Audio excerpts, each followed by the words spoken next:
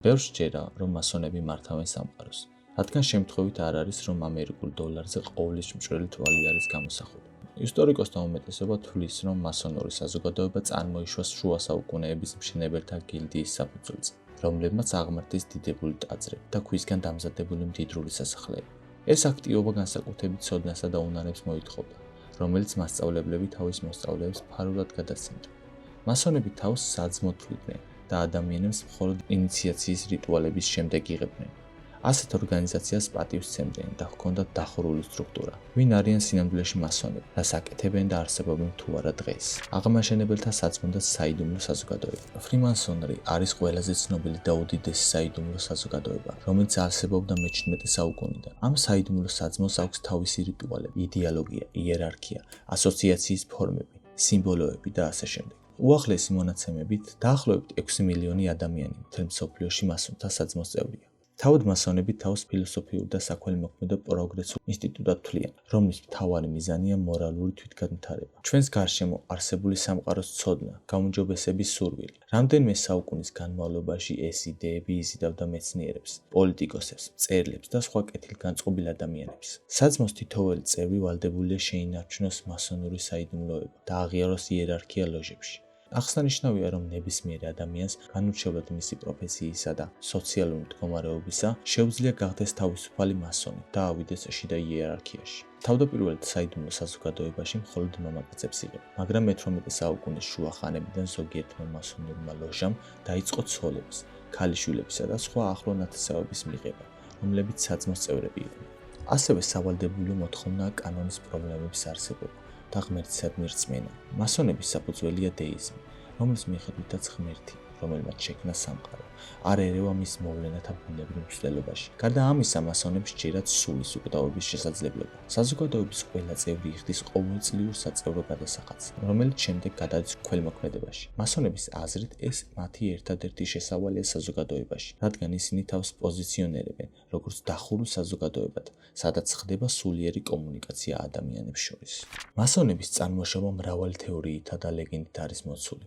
ყველაზე გავრცელებული ვერსიით ამ ორგანიზაციის სათავეები შუა საუკუნეების ინგლისურ ძმებშია, თავისუფალი მასონები. მე-17 საუკუნეში საკათედრო ტაძრის სწრაფი მშენებლობის პერიოდში გაჩნდა სამუშაო ძალის ორგანიზების საჭიროება. მშენებლობა შეიძლება 10 წლეულობით დასჭირდეს, რაც მოითხოვდა მუშათა გაერთიანებას. ეს საძმოები აწესრიგებდნენ გადასახადებს, წყვეტდნენ კამათებსა და გაუგებრობას და ერთმანეთს უჭერდნენ მხარს ყოველდღიურ სირთულეებში. საკათედრო ტაძრების აქტიური მშენებლობის დასრულებასთან ერთად თავისუფალ მასონთა ძმობა თანდათან გაქრა, მაგრამ მათი ადგილი დაიკავა ახალმა ორგანიზაციებმა, სახელწოდებით გარე მასონები. ეს საძმოები იზიდავდნენ ძირითადად უმაღლესი კლასის წევრებს და არა მშენებლობებს და მსახურობდნენ ფრონტ ლიბერალური და ინტელექტუალური წრეებისთვის. მესამე მხარის მასონების წევრებმა მემკვიდრეობით მიიღეს სიმბოლიზმი და მორალური და ეთიკური პრინციპები მათი წინამორბედებისგან. მისი თანამედროვე ფორმით მასონობა მე-18 საუკუნის დასაწყისში გამოჩნდა ინგლისსა და შოტლანდიაში. 1717 წელს ლონდონის 4 ლოჟა გაერთიანდა და ჩამოყალიბდა ლონდონისა და ვესტმინსტერის დიდი ლოჟა, რაც გახდა მასონების გავრცელების საწყისი წერტილი მთელ მსოფლიოში. მოკლე დროში მასონური ლოჟები გაჩნდა ევროპის ბევრ ქვეყანაში, ესპანეთთან და რუსეთამდე. მე-18 საუკუნის პირველ ნახევარში მასონობა განსაკუთრებით სწრაფად გავრცელდა ბრიტანულ ოფიცრებს შორის. ამან ხელი შეუწყო მის შეღწევას ჩრდილოეთ ამერიკის კოლონიებში. შედეგად მე-18 საუკუნის შუა ხანებისთვის მასონური ლოჟები დაარსდა უმეტეს დიდ ქალაქებში. მე-18 საუკუნეებში მასონობა შედარებით დახურულ ორგანიზაციად რჩებოდა, მაგრამ მისი გავლენა საზოგადოების ყველა სფეროში უფრო თვალსაჩინო გახდა. ითვლება, რომ მასონებამ მნიშვნელოვანი როლი ითამაშეს განმანათლებლობაში და ამერიკასა და საფრანგეთის რევოლუციაში. ისინი აქტიურად იყვნენ ჩართული პოლიტიკაში, მეცნიერებაში, ხელოვნებასა და ქველმოქმედებაში. როგორც ზემოთ აღინიშნა, მასონების საქმიანობა დაკავშირებულია თვითგანვითარებასთან და სამყაროს კულტურულად, სულიერად და მეცნიერულად გაუმჯობესებასთან. თითოეულ ასეთ მასონს ჰყავს მენტორი, რომელიც ხელმძღვანელობს მას და ეხმარება საკუთარ თავზე მუშაობაში. მასონები ინახავენ დღიურებს, სადაც აღწერენ თავიანთ გრძნობებს, აზრებსა და ემოციებს. ისინი წერენ სტატიებსა და მიმოხილვებს, რომელიც ხაზს უსვამს ისტორიულ, ეთიკურ და სხვა საკითხებს. ისინი კითხულობენ ქაღალდზე დაწერილ აზრებს, ლოჟის შეხვედრებზე და ზოგჯერ აქვეყნებენ მას სხვადასხვა წყაროებშიც კი. თუმცა, ბევრი ისტორიული დოკუმენტი ითვალისწინებს ლოჟებში პოლიტიკური თემების განხილვის აკრძალვას. მასონები საუკუნეების მანძილზე საიდუმლოებით იყვნენ მოცულნი, რამაც გამოიწვია მრავალი ჭეური და მითი.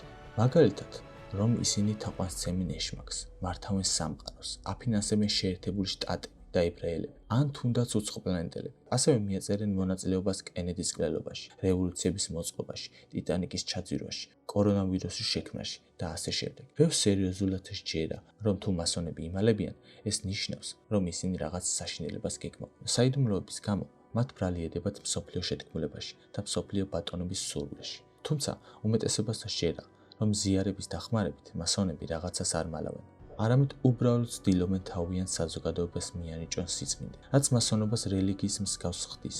ამით აიხსნება მასონების ფართო გავრცელება განმანათლებლობის პერიოდში, როდესაც რელიგიამ დაიწყო ძალაუფლებისა და გავლენის დაკარგვა. აღსანიშნავია, რომ პარტნიორობაში არ არის საშიში რიტუალები და თეოლოგიური იდეები. თუმცა, მასონების საიდუმლო ბუნება და მისი ლიბერალური იდეები ხშირად იწვევს ეჭვს და წინააღმდეგობას ხელისუფლებისა და კონსერვატიული წრეების მხრიდან. ზოგიერთ ქვეყანაში მასონური ლოჟები აკრძალეს ან რეპრესიებს ექვემდებარებოდნენ. მაგალითად, 1830-იან წლებში ამერიკის შეერთებულ შტატებში გაჩნდა ანტიმასონური პარტია. მასონობა მდიდარია სიმბოლიზმით. მათი ყველაზე ცნობილი სიმბოლოა ყოვლისმხედველი თვალი, კომპასი და კვადრატი. ყოვლისმხედველი თვალი არის სამყაროს დიდი არქიტექტურის მზები, რომელიც აკვირდება მასონების მუშაობას. იგი გამოსახულია სამკუთხედში ჩაწერილი ან სინათლის სხივებით გარშემოდგმული თვალის სახით. ასეთი ნიშანი ღმერთის ყოფნის სიმბოლოა. ეს ჩანს მაგალითად რენესანსის ნახატებზე და ამერიკულ დოლარზე.